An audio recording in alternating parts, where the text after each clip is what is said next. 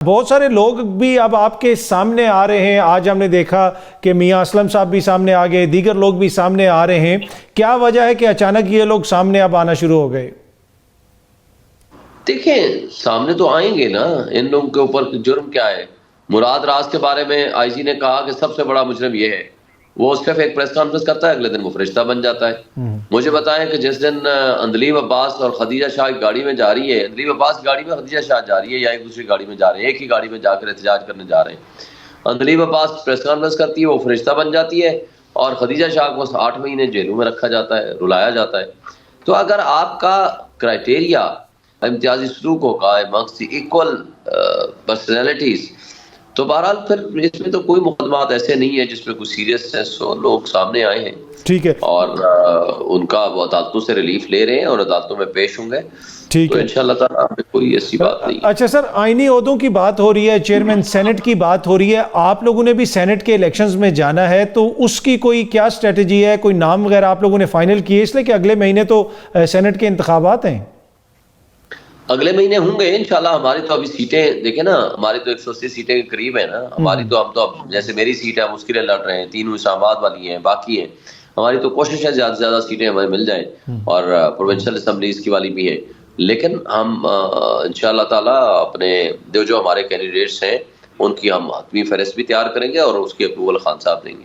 ٹھیک ہے. اچھا سر, صدر مملکت کے لیے زرداری صاحب کا نام تو سامنے آ گیا. بلاول صاحب نے کہا کہ شہباز شریف صاحب وزیر اعظم ہوں گے ہمارے اور زرداری صاحب صدر بنیں گے. کیا تحریک انصاف کا بھی کوئی کینڈیڈیٹ ہوگا صدر کے لیے؟ جی بالکل ہمارا کینڈیڈیٹ ہوگا. اس کا بھی نام ہم نے فائنل نہیں کیا, مگر ہمارا کینڈیڈیٹ ضرور ہوگا.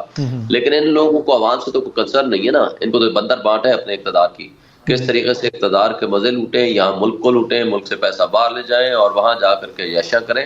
اور ہم نے پی ڈی ایم 1 کی صورت دیکھ لی, 1100 ارب روپے کے اپنے مقدمات ختم کرائے, اور آج بیٹھ کے سوائے اپنے بندر بانٹ اور یاشا کرنے کے ان کا عوام کے لیے کیا انہوں نے کوئی منصوبہ پہلے بنایا ہو یا آج بنانے کا ان کا ارادہ ہو, وہ قوم ان کو دیکھ چکی ہے. اچھا سر, پی ڈی ایم کا آپ بھی ذکر کرتے ہیں, آپ کی جماعت بھی بار بار ذکر کرتی ہے, لیکن پی ڈی ایم کے جو سربراہ ہیں وہ اس وقت تو لگتا ہے کہ آپ کے ساتھ کھڑے ہیں. مولانا صاحب وہ تو اس حکومت کے ساتھ نہیں جا رہے, تو ان کے ساتھ کیسے معاملات آگے آپ لوگ لے کے چلیں گے؟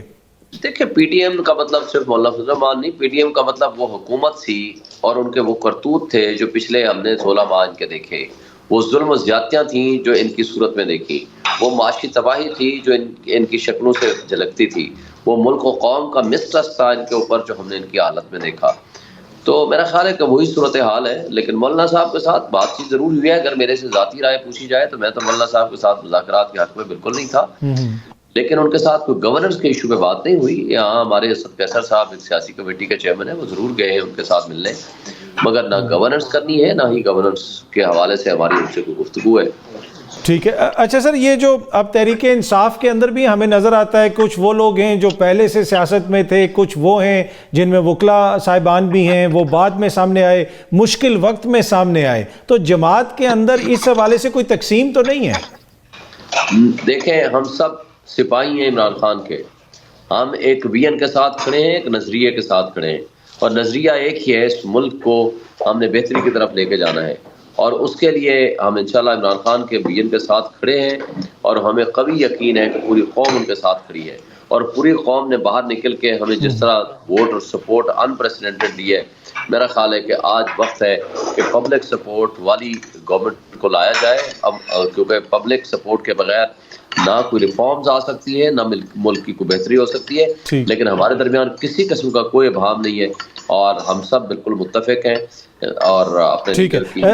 اچھا سر, آپ نے کہا کہ ریفارمز آنی چاہیے, نظام کے اوپر آپ بار بار کوشچن کرتے ہیں. یہاں پہ ہم نے یہ دیکھا کہ اس نظام کے تحت عوام نے ووٹ دیے, کسی نے آپ کو ووٹ دیا, کسی نے اور کسی اور کو دیا ہوگا ووٹ, اور امید کر رہے تھے کہ حکومت آ جائے گی, نظام آگے چلے گا, حکومت آگے چلے گی. لیکن لگتا ایسے ہے کہ یہ نظام عوام کو فیل کر رہا ہے.